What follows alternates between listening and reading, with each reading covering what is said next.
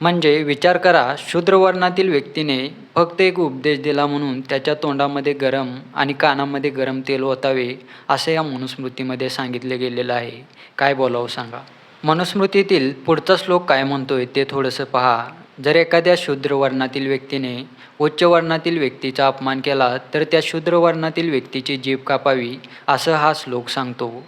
म्हणजे फक्त अपमान केला म्हणून शूद्र वर्णातील व्यक्तीची जीभ कापावी, असा हा उपदेश ही मनुस्मृतीतील हा श्लोक देतो. नमस्कार दोस्तो, मी या चॅनेलची सुरुवातच बहुजन वर्गाला जागृत करण्यासाठी केलेली आहे. प्रत्येक व्हिडिओ बनवण्यामागे माझा उद्देश हा असतो, तुम्हाला नवनवीन माहिती देणं, तुम्हाला जागृत करणं. जे बहुजन वर्गाच्या विरोधात षडयंत्र रचली जातात ते तुम्हाला समजावून सांगणं. तर आज आपण पाहणार आहोत, मनुस्मृती म्हणजे नक्की काय? डॉक्टर बाबासाहेब आंबेडकरांनी मनुस्मृतीचं दहन का केलेलं होतं आणि बहुजन वर्गासाठी एक नवीन षडयंत्र शिजतंय, ते षडयंत्र काय आहे? खूप दिवसापासून मी या टॉपिकवरती व्हिडिओ बनवण्याचा विचार करत होतो, परंतु फायनली आज तो दिवस आलेला आहे. व्हिडिओ थोडासा मोठा होऊ शकतो, परंतु आपल्याला या मनुस्मृतीला जास्त टाईम देण्याची गरज नाही आहे. त्यासाठी एकाच व्हिडिओमध्ये जेवढी जास्तीत जास्त माहिती आहे ती मी तुम्हाला देण्याचा प्रयत्न करेन. त्यामुळे या विषयावरती आपला फक्त एक आणि एकच व्हिडिओ येईल. सर्वप्रथम आपण डॉक्टर बाबासाहेब आंबेडकरांनी मनुस्मृतीचं दहन कुठे, कधी, कसं केलं व त्यांना कोणत्या अडचणी आल्या ते पाहू. त्याच्यानंतर आपण मनुस्मृतीतील काही श्लोक पाहणार आहोत. नमस्कार मित्रांनो, जवळपास 100 वर्षापूर्वी दिनांक 25 डिसेंबर 1927 साली महाराष्ट्रातील महाड येथे एक नवीन इतिहास रचला गेला. हा इतिहास रचण्यासाठी विश्वरत्न डॉक्टर बाबासाहेब आंबेडकर मुंबईतील दसगाव या बंदरातून महाडला येण्यासाठी रवाना होतात. आता इथे एक विचार करण्यासारखी गोष्ट अशी, विश्वरत्न डॉक्टर बाबासाहेब आंबेडकरांनी महाडकडे जाण्यासाठी पाण्याचा मार्ग निवडला होता. ते भूमार्गाने सुद्धा महाडकडे जाऊ शकत होते, परंतु त्यांनी तसं केलं नाही.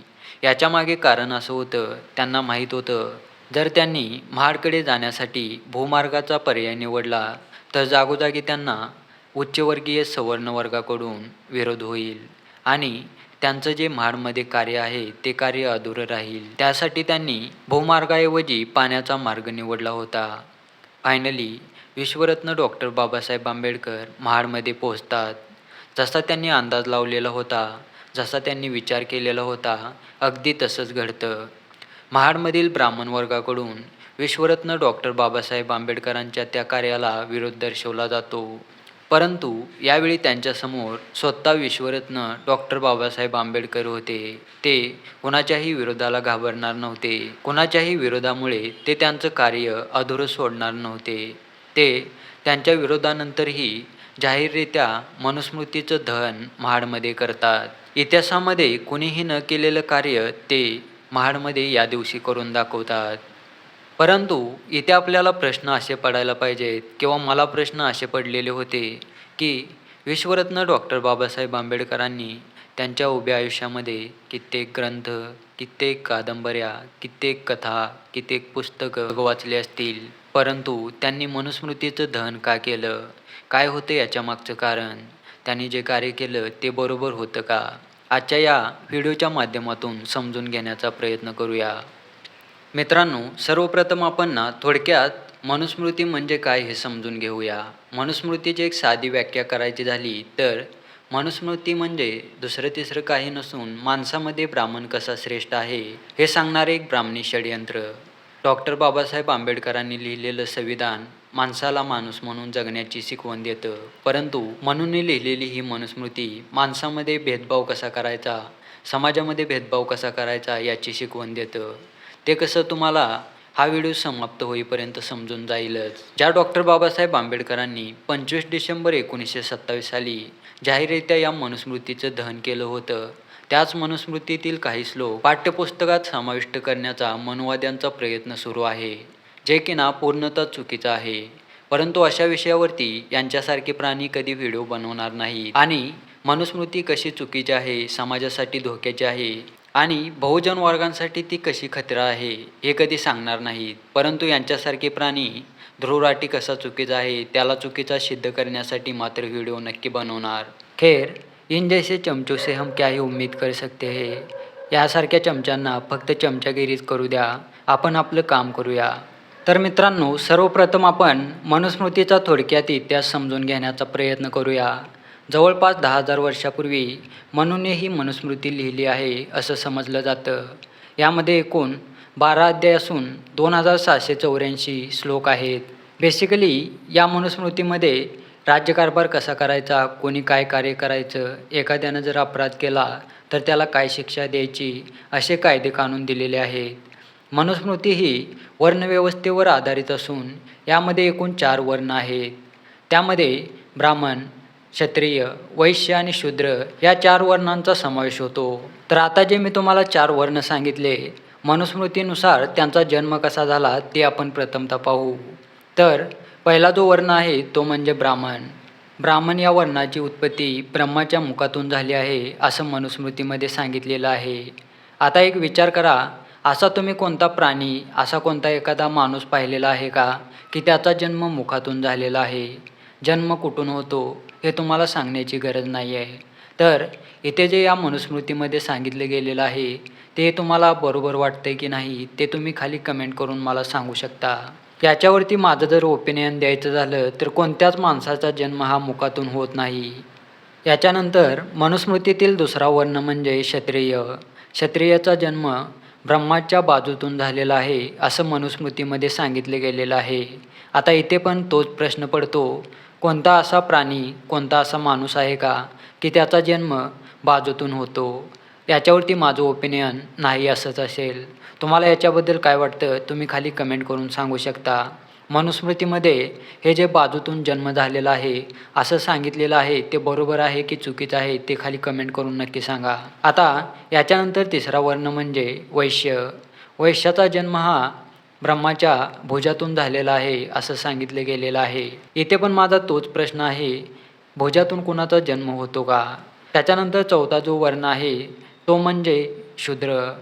शूद्राचा जन्म हा ब्रह्माच्या पायातून झालेला आहे असं मनुस्मृतीमध्ये सांगितलं गेलेलं आहे. मी तर आजपर्यंत कुणाचा जन्म पायातून झालेला आहे असं ऐकलेलं नाही किंवा बघितलेलं नाही. तुम्ही कुणाचा जन्म पायातून होताना पाहिला आहे का? खाली कमेंट करून नक्की सांगा. मनुस्मृतीमध्ये हा जो पायातून जन्म झालेला आहे हे सांगितलं आहे ते चुकीचं आहे की बरोबर आहे ते पण खाली कमेंट करून नक्की सांगा. या मनुस्मृतीमध्ये 4 वर्ण सांगितले, त्यांचा जन्म कसा झाला ते पण सांगितलं. परंतु इथे मला प्रश्न असा पडतो, या भूतलावरती कित्येक प्राणी, कित्येक पक्षी, कित्येक वनस्पती आहेत. म्हणजे माणूस हा फक्त एकच सजीव या भूतलावर नाही. प्राणी आहेत, पक्षी आहेत, त्यांचा जन्म कसा झाला हे पण त्यामध्ये सांगायला हवं होतं. आतापर्यंत आपण 4 वर्ण आणि त्यांचे जन्म पाहिले. आता मनुस्मृतीनुसार या 4 वर्णांचे कार्य काय आहे, त्यांची कर्तव्य काय आहेत ते पण पाहू. मनुस्मृतीनुसार ब्राह्मण या वर्णाचं कार्य आहे पूजापाठ करणं, शिक्षण देणं आणि शिक्षण घेणं. मनुस्मृतीनुसार क्षत्रिय या वर्णाचं काम आहे लढाई करणं, स्वराज्याचं संरक्षण करणं. मनुस्मृतीनुसार वैश्य या वर्णाचं काम आहे व्यापार करणं, उद्योग करणं. याच्यानंतर मनुस्मृतीतील समाजव्यवस्थेतील चौथा वर्ण म्हणजे शूद्रवर्ण. शूद्रवर्णाने वरील 3 वर्णांची सेवा करावी असं मनुस्मृतीमध्ये सांगितले गेलेलं आहे. आता तुम्हाला प्रश्न असा पण पडेल, मनुस्मृतीतील या शूद्रवर्णामध्ये कोणत्या लोकांचा, कोणत्या समाजाचा समावेश होतो? तर आज जे SC, ST, OBC, NT मधले जे लोक आहेत, जो समाज आहे ते लोक, तो समाज मनुस्मृतीतील समाजव्यवस्थेमध्ये शूद्र या वर्णामध्ये येतात. मी एका बहुजन समाजातून येतो. मला जो बोलण्याचा अधिकार दिलेला आहे तो आपल्या संविधानाने दिलेला आहे. एवढंच नाही तर तुम्ही जर बहुजन समाजातून येत असाल तर तुम्हाला ऐकण्याचा अधिकारसुद्धा आपल्या संविधानाने दिलेला आहे. कुणाशी काय बोलायचं, कुणाचा विरोध करायचा, एखादी गोष्ट चुकीची असेल, अन्याय होत असेल तर त्या अन्यायाच्या विरोधात काय करायचं, हे सर्व अधिकार आपल्याला आपल्या संविधानाने दिलेले आहेत. परंतु मनुस्मृती आपल्याला बोलण्याचा अधिकार देते का? एखाद्या चुकीच्या गोष्टीला विरोध करण्याचा अधिकार देते का? हे पण आपण आता पाहूया. तर मित्रांनो, आता आपण मनुस्मृतीतील काही श्लोक पाहणार आहोत. त्या श्लोकामध्ये जे सांगितलेलं आहे ते पण मी तुम्हाला थोडक्यात सांगण्याचा प्रयत्न करेन. तर मित्रांनो, हा श्लोक थोडासा पहा. 272 हा श्लोक आहे. यामध्ये असं लिहिलं गेलेलं आहे, शूद्र वर्णातील व्यक्तीने जर ब्राह्मण वर्णातील व्यक्तीला धर्माचा उपदेश दिला तर राजाने त्या शूद्र वर्णातील व्यक्तीच्या कानामध्ये, त्याच्या तोंडामध्ये गरम तेल ओतावे. म्हणजे विचार करा, शूद्र वर्णातील व्यक्तीने फक्त एक उपदेश दिला म्हणून त्याच्या तोंडामध्ये गरम आणि कानामध्ये गरम तेल ओतावे, असं या मनुस्मृतीमध्ये सांगितले गेलेलं आहे. काय बोलावं सांगा. मनुस्मृतीतील पुढचा श्लोक काय म्हणतोय ते थोडंसं पहा. जर एखाद्या शूद्र वर्णातील व्यक्तीने उच्च वर्णातील व्यक्तीचा अपमान केला तर त्या शूद्र वर्णातील व्यक्तीची जीभ कापावी, असं हा श्लोक सांगतो. म्हणजे फक्त अपमान केला म्हणून शूद्र वर्णातील व्यक्तीची जीभ कापावी असा असा आदेश ही मनुस्मृतीतील हा श्लोक देतो. मित्रांनो, मनुस्मृतीतील पुढचा श्लोक काय सांगतो पहा. यामध्ये सांगितलेलं आहे मुलाचा आणि मुलीचा जन्म कसा होतो. तर यामध्ये हा श्लोक सांगतो, संभोग करतेवेळी जर पुरुषाचं वीर्य जास्त असेल तर मुलाचा जन्म होतो आणि संभोग करतेवेळी जर महिलेचं वीर्य जास्त असेल तर मुलीचा जन्म होतो, असं या श्लोकामध्ये सांगितलेलं आहे.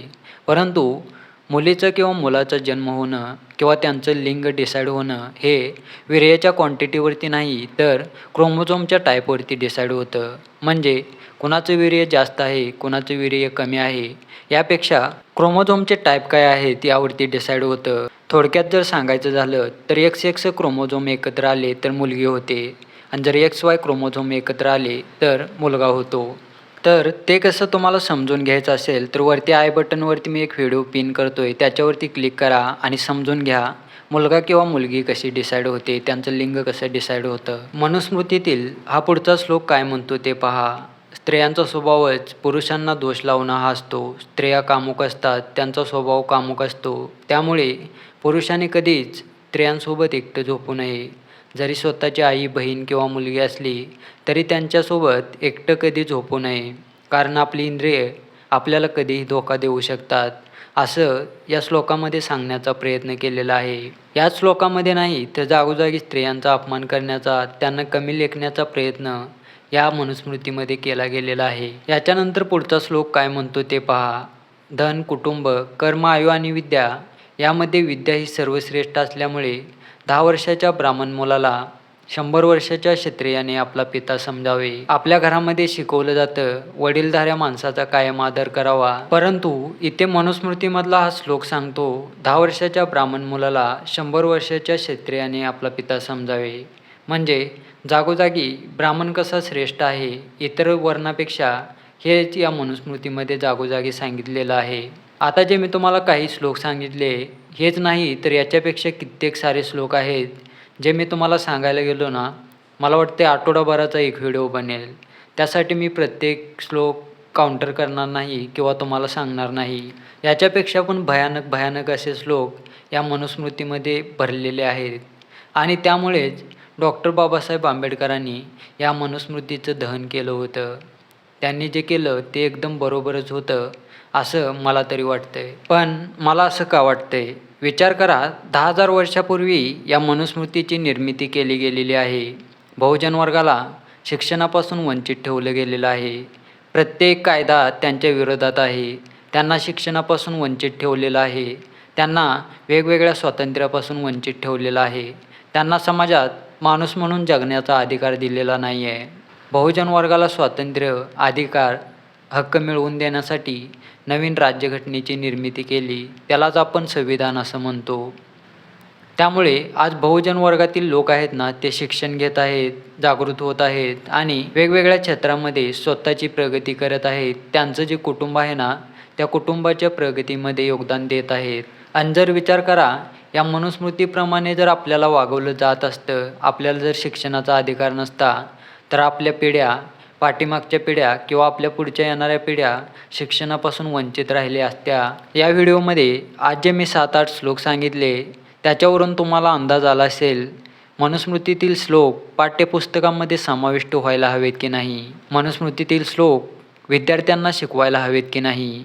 तर याच्यावरती नाही असंच उत्तर प्रत्येकाचं यायला हवं. आज या मनुस्मृतीतील एक श्लोक पाठ्यपुस्तकात आला तर उद्या 2 येतील, त्याच्यानंतर 3 येतील, असं करून संपूर्ण मनुस्मृती पाठ्यपुस्तकामध्ये शिकवली जाईल. मला वाईट या गोष्टीचं वाटतं, आपण ज्या लोकांना निवडून देतो ते या मनुस्मृतीला मानणारे मनोवादी लोक असतात, जे आपल्या मताचा वापर करून खासदार, आमदार होतात. त्याच्यानंतर मंत्री होतात, त्याच्यानंतर शिक्षण मंत्री होतात आणि नालायक निर्लज्ज लोक असल्या मनुस्मृतीतील श्लोकना पाठ्यपुस्तकामध्ये समाविष्ट करण्याचा प्रयत्न करतात. त्यामुळे आपण कोणाला निवडून देतोय, ते लोक कसे आहेत, त्यांची विचारधारा कशी आहे, हे पण जाणून घेणं महत्त्वाचं आहे. त्या विचारधारांना समजून घेऊनच मतदान करणं महत्त्वाचं आहे. बहुजन वर्गाच्या विकासासाठी फुले शाहू आंबेडकर, छत्रपती शिवराय, उमाजीराजे नाईक यांच्या विचारसरणीवर चालणाऱ्या लोकांची गरज आहे. जे यांच्या विचारसरणीवर चालतात त्या लोकांनाच मतदान करणं गरजेचं आहे. त्यांनाच निवडून देणं गरजेचं आहे.